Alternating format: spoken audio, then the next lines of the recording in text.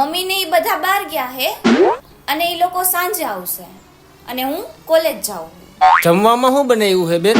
Mummy કાંઈ બનાવીને નથી ગયા અને મને કાંઈ ભૂખ નહોતી એટલે મેં કાંઈ બનાવ્યું નથી.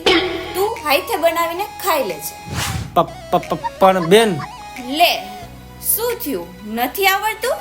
અલલલલ. હાલ હવે મારે મોડું થાય છે, જાવું હો.